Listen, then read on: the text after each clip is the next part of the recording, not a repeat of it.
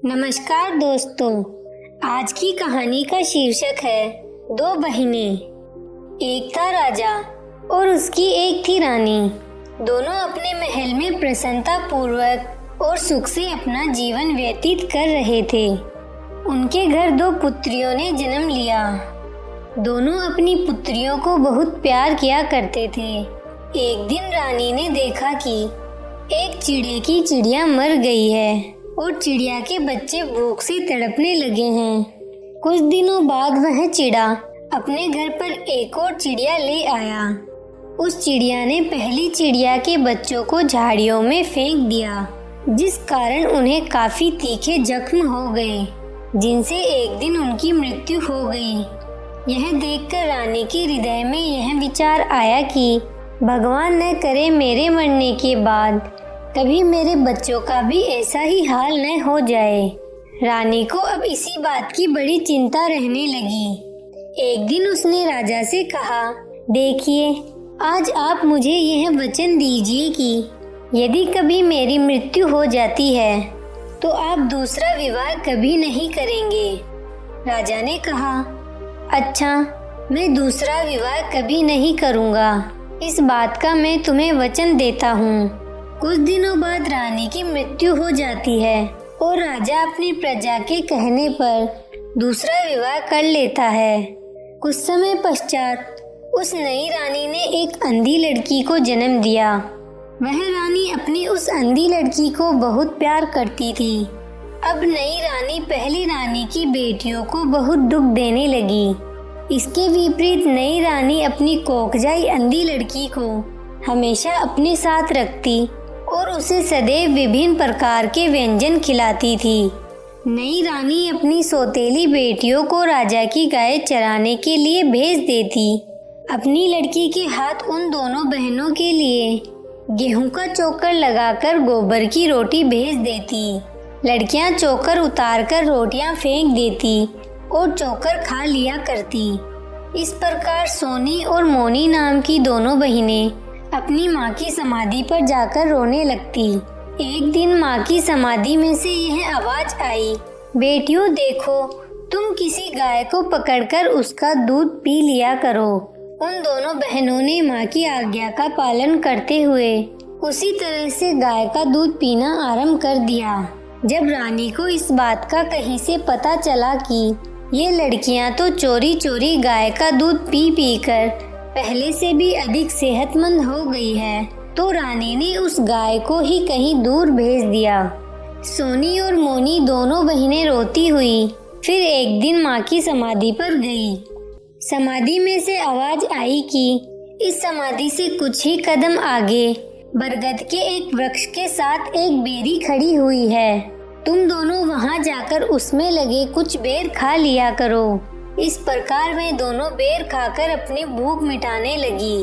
एक दिन जब सौतेली माँ ने देखा कि ये दोनों बेटियां तो बेर खाकर सेहतमंद होती जा रही है, तो रानी ने राजा से कहकर वह बेरी ही कटवा दी।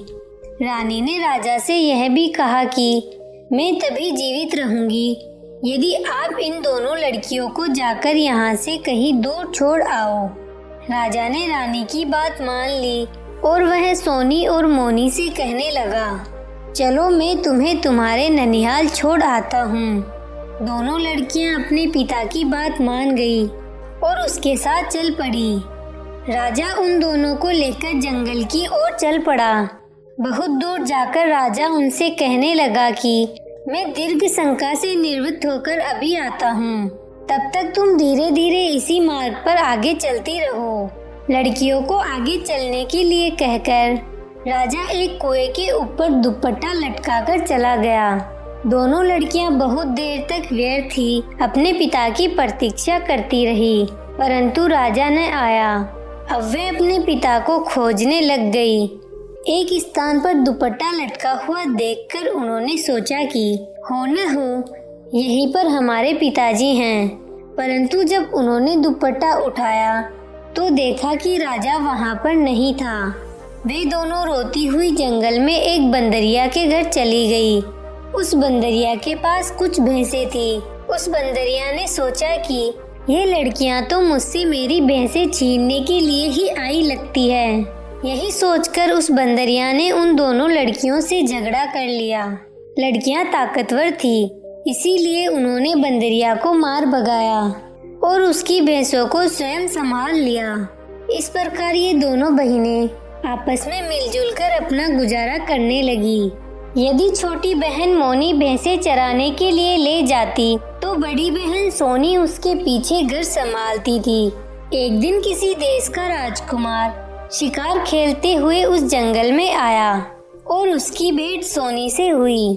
राजकुमार ने सोनी से पूछा कि क्या तुम मुझसे विवाह करोगी? सोनी ने कहा कि मेरी बहन मोनी भैंसें चराने के लिए गई है। मेरे जाने के बाद यहाँ वह बिल्कुल अकेली ही रह जाएगी। इस प्रकार राजकुमार ने सोनी से कहा कि तुम अपने पीछे सरसों बिखेरती चलो, वह अपने आप राह देखती हुई तुम्हारे पीछे आ जाएगी। इस प्रकार राजकुमार ने सोनी को अपनी रानी बना लिया। उधर मोनी सरसों के पीछे पीछे आने लगी तो मार्ग में राजकुमार के दूतों ने उसे उठाकर किसी जंगल में बांध दिया। मोनी एक और भूख प्यास से व्याकुल थी तो दूसरी ओर उसे अपनी बहन की चिंता सता रही थी। परंतु एक दिन सोनी अपने पति के साथ मोनी को खोजने निकली। एक स्थान पर उसने पाया कि मोनी को किसी ने एक पेड़ के साथ बांध रखा है। सोनी और राजकुमार ने उसे खोला। फिर मोनी ने उन्हें सारी बात बताई। राजा ने अपने दूतों को कठोर दंड दिया और सोनी के कहने पर राजकुमार ने मोनी से भी विवाह कर लिया। अब मोनी भी राजकुमार की रानी बन गई। अब दोनों बहनें सुख शांति पूर्वक रहने लगी। आपको ये कहानी कैसी लगी नीचे कमेंट करके हमें जरूर बताइएगा। अगर आपको ये कहानी पसंद आई हो तो अपने दोस्तों के साथ जरूर शेयर करें और ऐसी ही प्यारी कहानियाँ सुनने के लिए हमारे YouTube चैनल को सब्सक्राइब करें। धन्यवाद।